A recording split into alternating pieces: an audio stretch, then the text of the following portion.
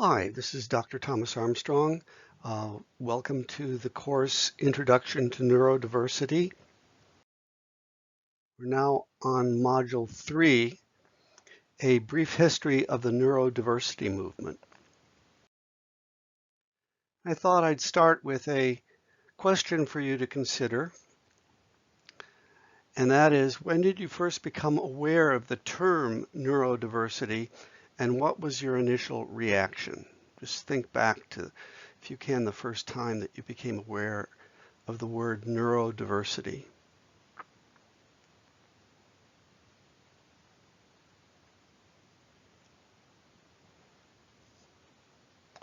Okay,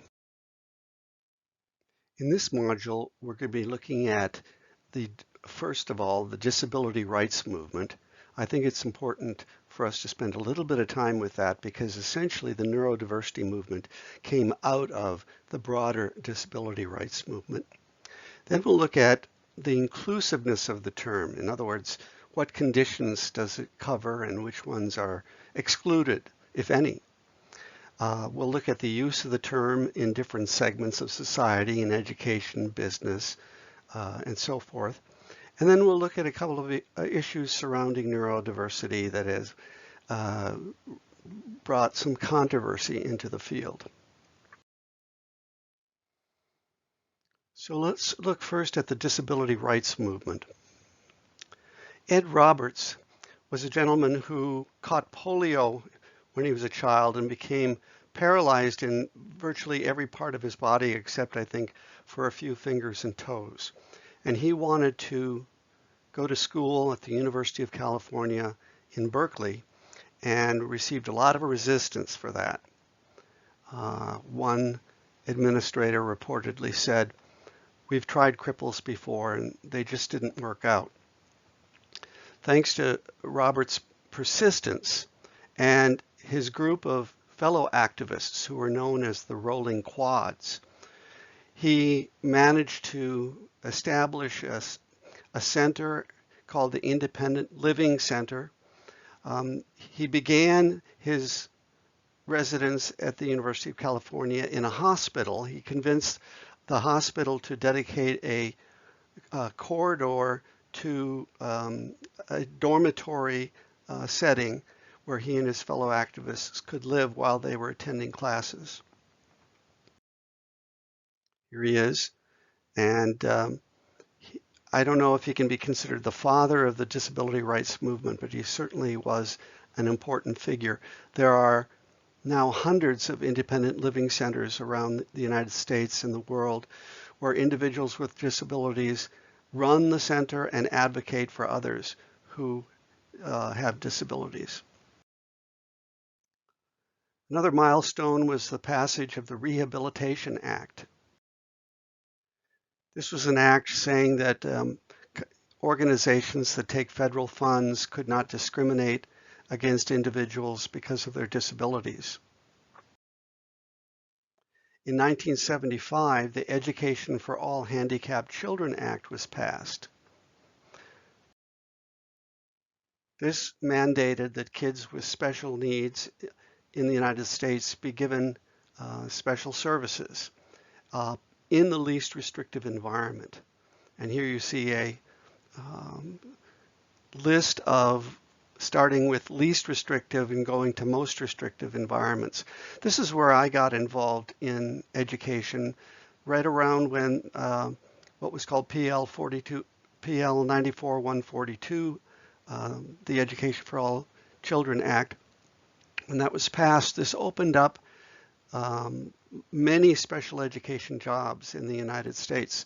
I actually went to Canada for my first special education experience, but this made it possible for many kids who weren't getting services up to this point to really begin to be identified and have special education services and interventions given to them.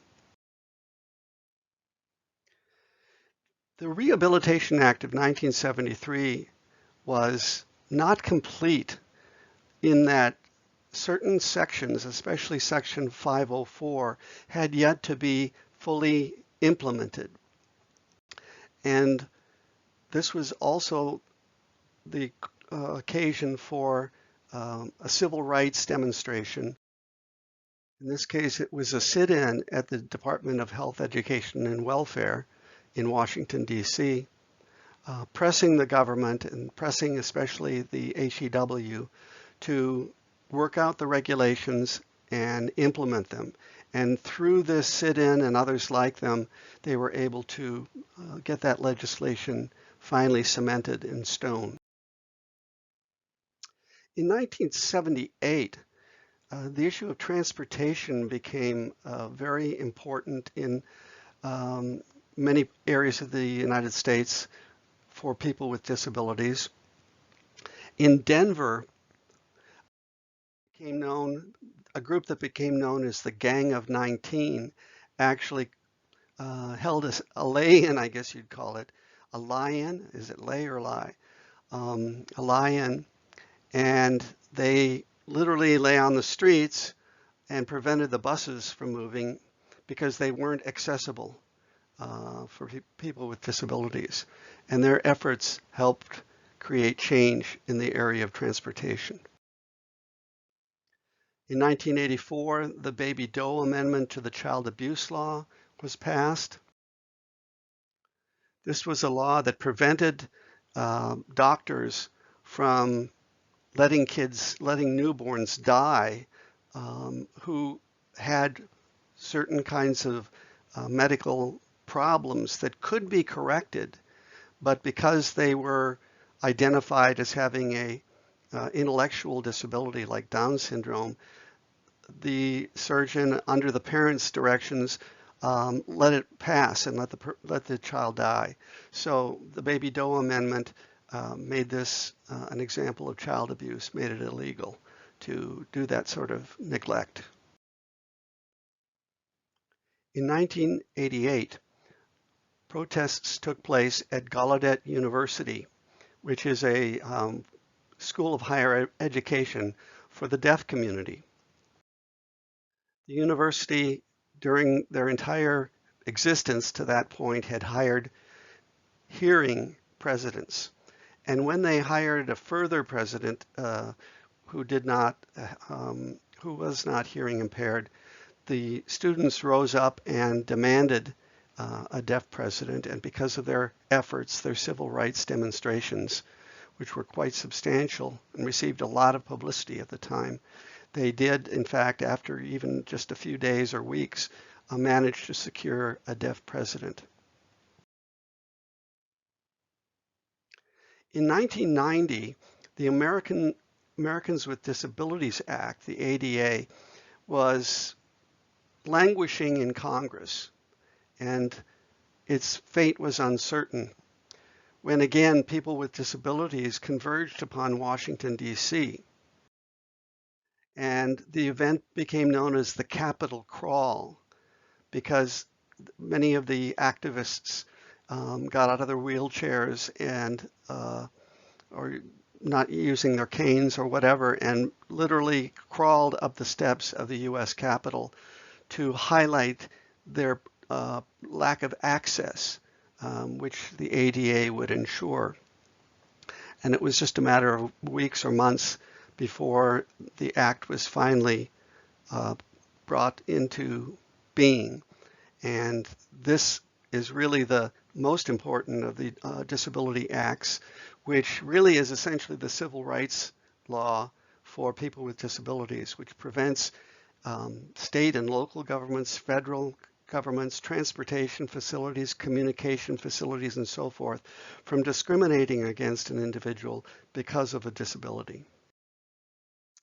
And then in 1993, one can perhaps use that as the date of the birth of the neurodiversity movement. And I'm going to shift gears now and look at a different timeline, this one involving neurodiversity.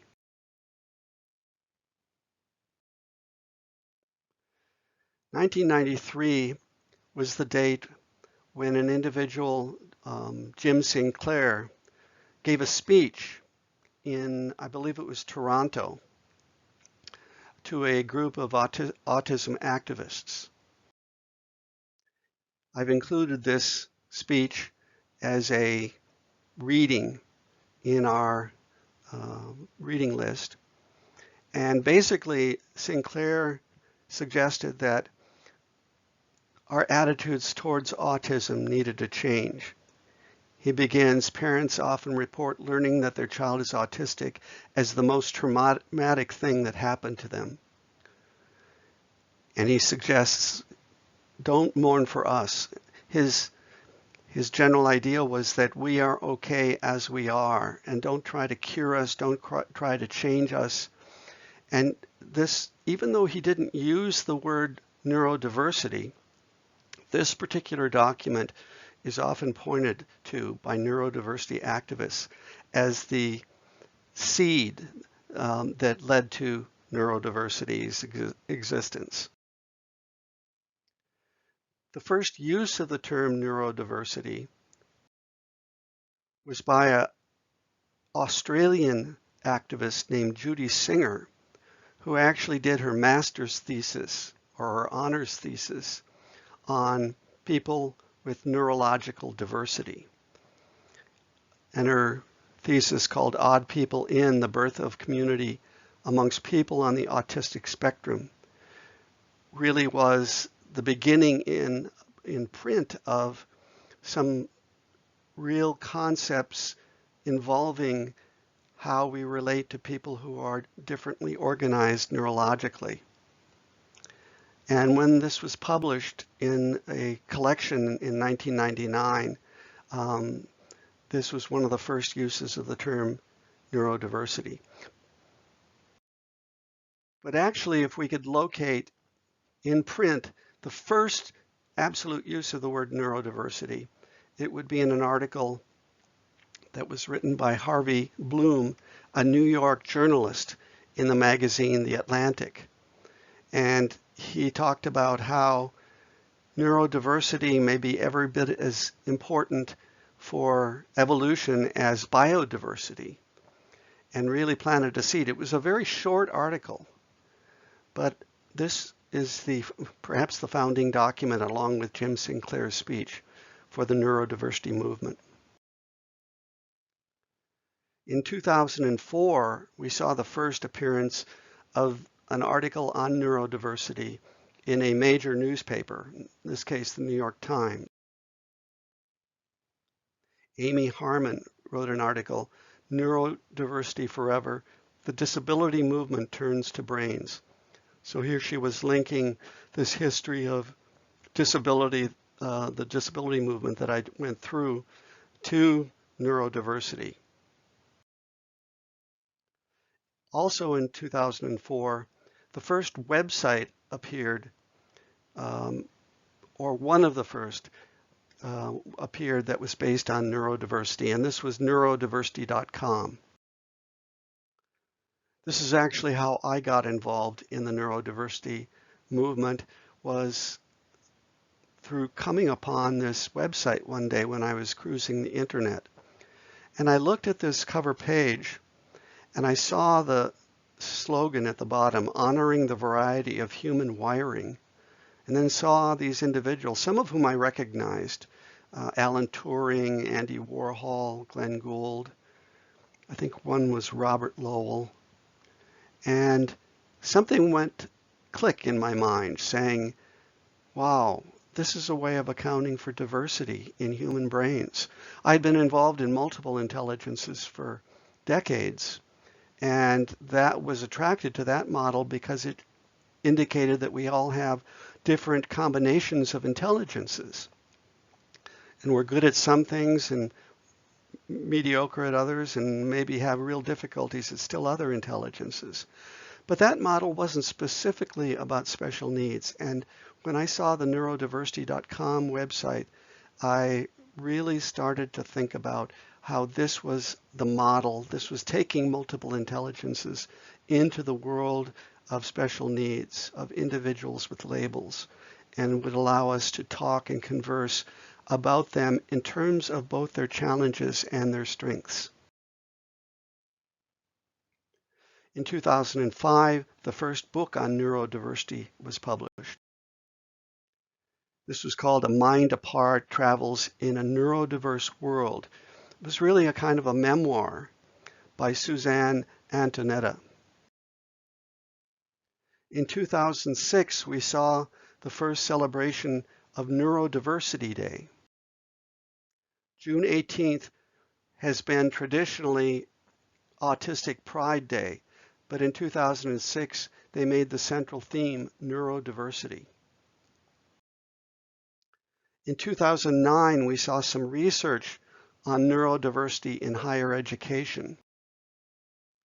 In this study, a number of students who had been identified as having special needs were divided into two groups. One group that had a sort of a neurodiverse attitude toward themselves, and the other group had more of a disability perspective. You might say one had a strength-based attitude and the other had more of a deficit-based attitude.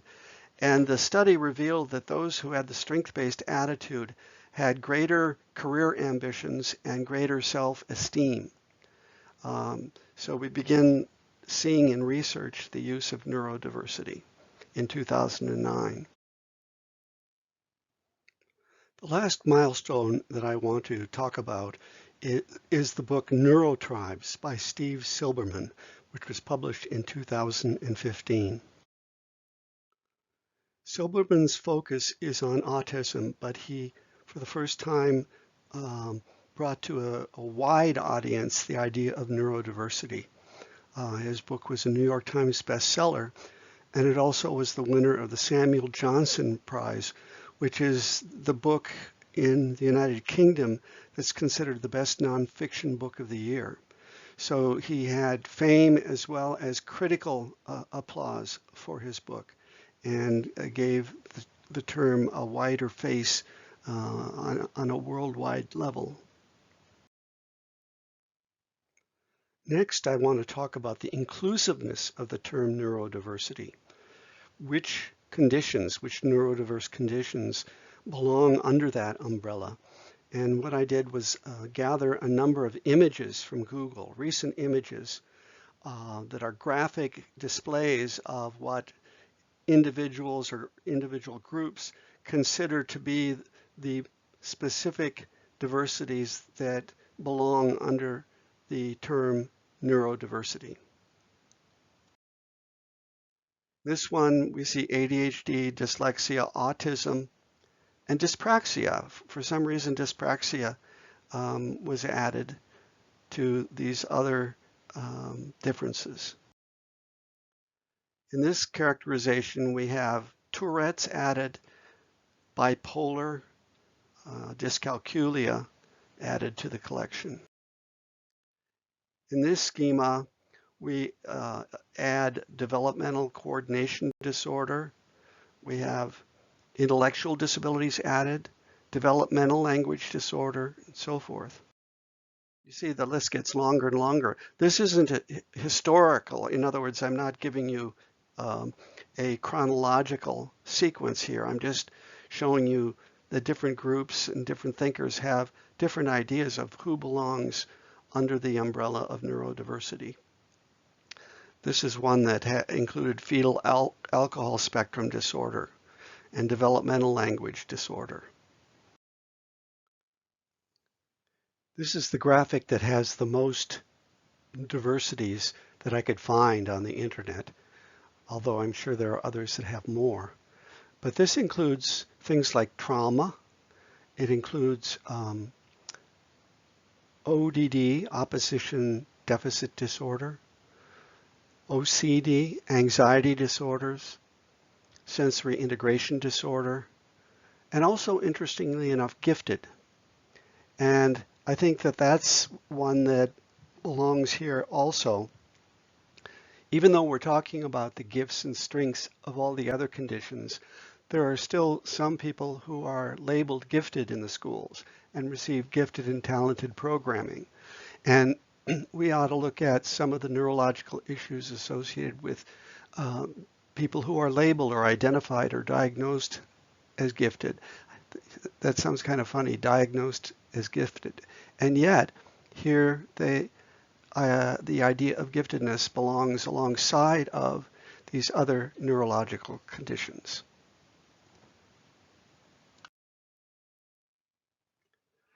The use of the term neurodiversity has varied over segments of society. It's entered the world of academia, as I noted in that earlier study. Here, an entire issue of the Disability Studies Quarterly was given over to autism and the concept of neurodiversity. In higher education, I've seen a number of schools adopt neurodiversity programs, either connected to their diversity program or specifically to their programs for for students with special needs. The College of William and Mary, as an example, has something called the Neurodiversity Initiative. They've actually hired a scholar in residence for neurodiversity, John Elder Robeson, who's a very prominent autism activist who has written a number of books, and he is the scholar in residence there and teaches classes in neurodiversity.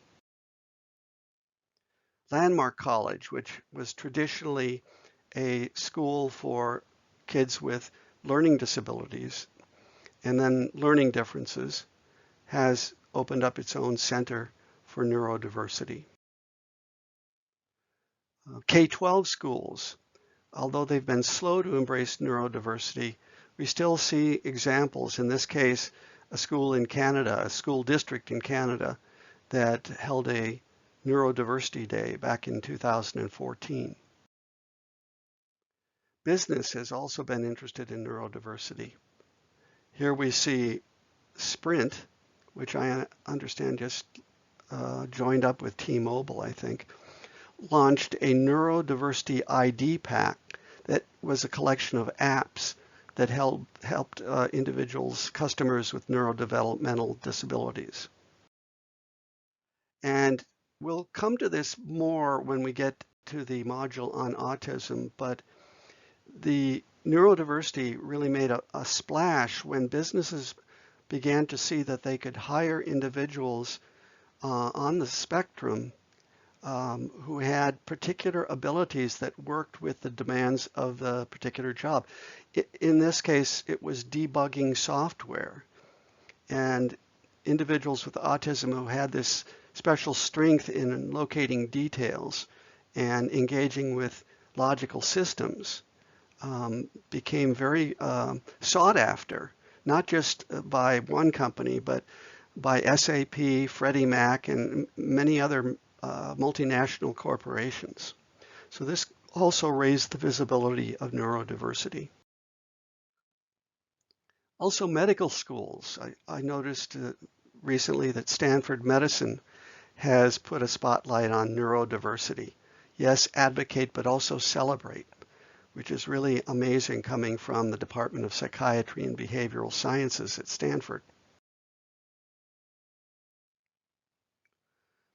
A controversy emerged several years ago between parents who had kids with severe autism, in other words, major language communication problems, maybe even non-speaking, as well as physical difficulties and other comorbid factors, and their feeling of anger oftentimes at individuals who were saying, oh, neurodiversity, autism's just a difference, don't need to cure it. And so there was this gulf between the people who wanted to cure autism and those who wanted to recognize it simply as a difference. And I've put this article, The Concept of Neurodiversity is Dividing the Autism Community, which is by Simon Baron-Cohen from the Scientific American. I put this on our reading list. We'll come upon Baron-Cohen's work when we get to the module on autism, because he's one of the world's leading experts. And it's wonderful that he's began to embrace the idea of neurodiversity. And here he gives what I think is a very good sort of resolution to the issues that have divided the autism community and the neurodiversity community. I want to finish up by posing a question again, and that is, how do you see yourself using the concept of neurodiversity in your particular line of work?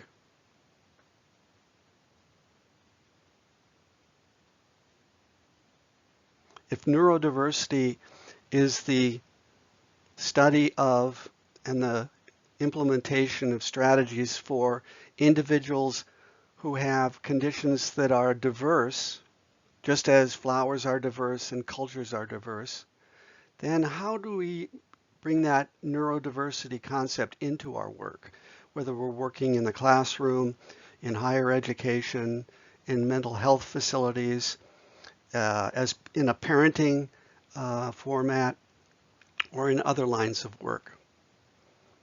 How do you see yourself using that concept?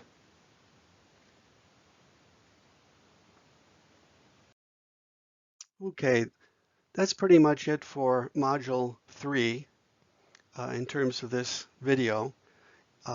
Next week in Module 4, we're going to introduce the idea of positive niche construction as a concept that can help us create practical strategies that can help build positive environments for individuals with autism and other neurodiversities. So thank you for listening, and enjoy your week. For further information, get my 2 books on neurodiversity. First of all, The Power of Neurodiversity, Unleashing the Advantages of Your Differently Wired Brain, and Neurodiversity in the Classroom, Strength-Based Strategies to Help Students with Special Needs Succeed in School and Life.